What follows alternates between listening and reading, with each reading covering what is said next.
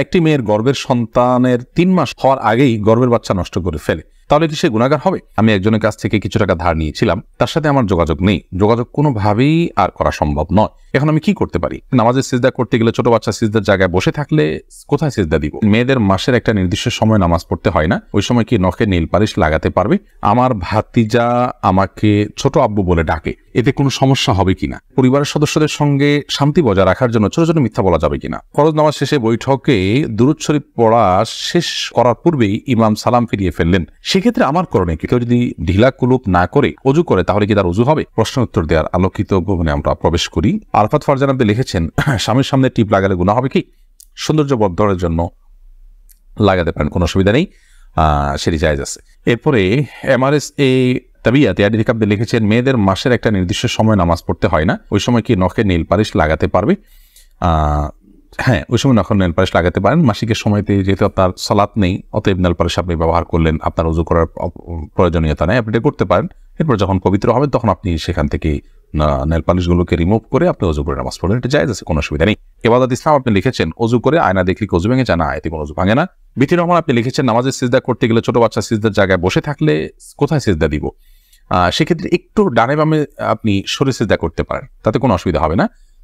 একটু এক কদম ডানে সরে গেলেন বা এক কদম বামে সরে গেলেন কিংবা এক কদম পেছে সরে গেলেন, কোনো অসুবিধা নেই। আর যদি কোনোই জায়গা না থাকে তাহলে এক হাতে আলতো করে বাচ্চাকে একটু সরিয়ে তারপর আপনি সিজদা করতে পারেন, কোনো অসুবিধা নেই। এরপরে চামেলি খাতুন আপনি লিখেছেন, পরিবারের সদস্যদের সঙ্গে শান্তি বজায় রাখার জন্য ছোট ছোট মিথ্যা বলা যাবে কিনা? ছোট ছোট মিথ্যা আর বড় বড় মিথ্যা সর্বাবস্থায় ঘৃণিত এবং জঘন্য অপরাধ, এটি মৌলিকভাবে করা যাবে না।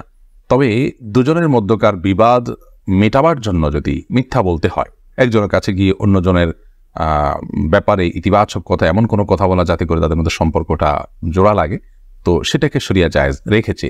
পরিবারের সদস্যদের মধ্যে যদি এরকম কোনো পরিস্থিতি তৈরি হয় তাহলে সেক্ষেত্রে ওই ধরনের মিথ্যা কথা বলা জায়েজ আছে। এছাড়া আপনি খেয়াল খুশি মতো আপনি মিথ্যা বললেন পরিবারের সদস্যদের মধ্যে তথাগত শান্তি বজায় রাখার জন্য, এটি জায়েজ নয়। বরং সত্যবাদিতার অভ্যাস আমাদের মধ্যে গড়ে তুলতে হবে। মিথ্যা আজ আমাদের রন্ধ্রে ঢুকে গেছে, যার কারণে আমরা আমাদের কেনাকাটা, আমাদের কাজকাম, আমাদের শিক্ষা জীবন, আমাদের শিক্ষকতার জীবন, আমাদের কর্মজীবন, আমাদের জীবনের প্রতিটা ক্ষেত্রে আজ মিথ্যার সয়লাভ হয়ে গেছে। তো এই জায়গায় পরিবারের শান্তি বজায় রাখার নাম দিয়ে আবার তথাকথিত ছোট ছোট মিথ্যা বলার বিষয়টি কখনো অনুমোদিত হতে পারে না।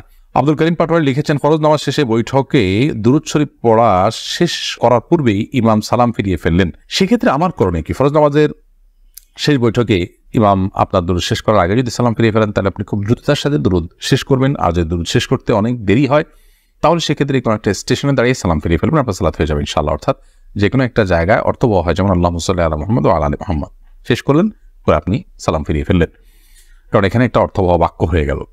আর যদি শেষের দিকে থাকেন তাহলে দ্রুততার সাথে শেষ করে তারপর আপনি সালাম ফিরিয়ে ফেলবেন।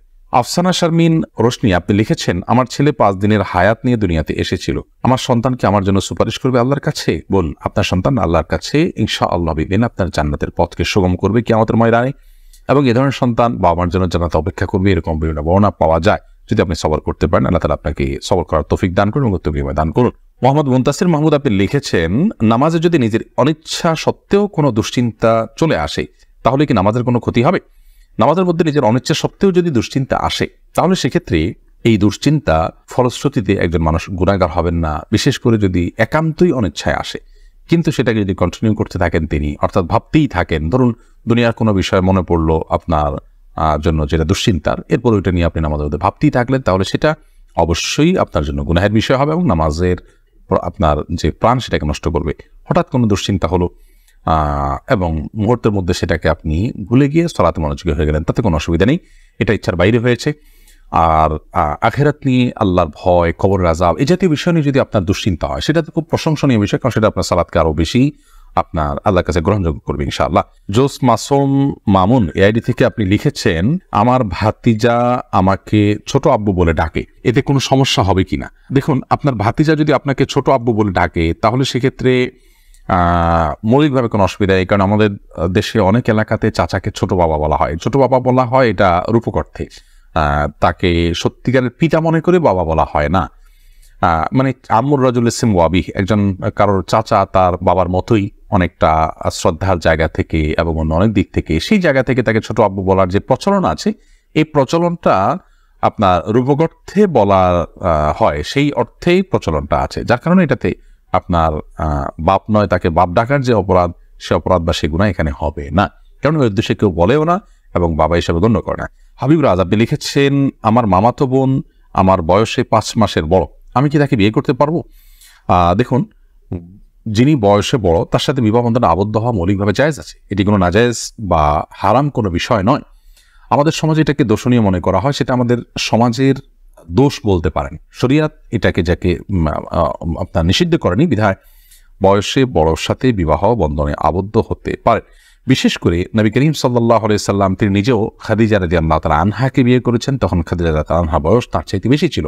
তো এখান থেকে বোঝা যায় নিজের চাইতে বয়সে বড় কাউকে বিয়ে করাটা শরিয়া দৃষ্টিকোণ থেকে মৌলিকভাবে অনুমোদিত, এটাকে দোষণীয় মনে করাটা বরং দোষের বিষয়। আমাদের শরিয়াতে এত ফ্লেক্সিবল রেখেছে বিষয়গুলোতে, অথচ আমরা সেগুলোকে অনেক বেশি আপনার সংকুচিত করে ফেলছি, এবং যার ফলশ্রুতিতে নানা রকমের অপরাধ প্রবণতা কিন্তু আমাদের সমাজে বেড়ে চলেছে।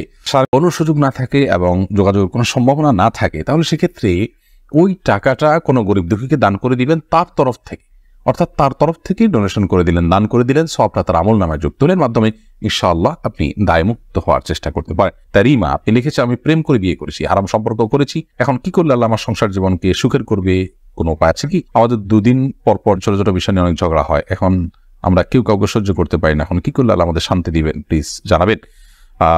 বোন তারিমা, আপনারা আল্লাহর কাছে আগের কৃতকর্মের জন্য লজ্জিত হয়ে ধন্যবাদ ক্ষমা চাইবেন, চোখের পানি ফেলে মাপ চাইবেন যে আল্লাহ আমাদের অন্যায়ের জন্য আপনি মাফ করে লজ্জিত থাকবেন। এর পাশাপাশি সুখী দাম্পত্য জীবনের জন্য আল্লাহর কাছে বিশেষভাবে দোয়া করবেন, সেই সাথে সুখী দাম্পত্যের জন্য যে আমলগুলো আছে সেগুলো করবেন, সবর এটার কসরত করবেন, যে ধৈর্য ধরে ধৈর্যের পাহাড় হওয়ার চেষ্টা করবেন, ইনশাআল্লাহ আল্লাহ তাআলা আপনাদেরকে সুখী করবেন। এ বিষয়ে আমাদের অনেকগুলো পরামর্শমূলক ভিডিও আছে, সেগুলো শুনতে পারেন। এমনি আলামিন লিখেছেন, কেউ যদি ঢিলা কুলুপ না করে অজু করে তাহলে কি তার অজু হবে? যদি পেশাবের পর পানি ব্যবহার করেন, তারপর আর পানি ফোটা পেশাব ফোটা না বাইর হয়, অজু হয়ে যাবে, ঢিলা করা তার জন্য ফরজ ওয়াজিব নয়। আর যদি আশঙ্কা থাকে তাহলে সেক্ষেত্রে আশঙ্কা দূর করা পর্যন্ত তিনি অপেক্ষা করা বা যেভাবে হোক এটা করা উচিত। তবে ঢিলা কুলুপ না করে পানি ব্যবহার করলেও পবিত্র হয়ে যাবেন, অজু করলে নামাজ হয়ে যাবে। আরফাত ফারজান আপনি লিখেছেন, আমি নামাজ পড়ার সময় আমার ছোট বাচ্চা নামাজের সামনে হাঁটাহাঁটি করে, এদিকে ওর বা আমার কোনো গুনাহ হবে না, এতে গুনাহ হবে না।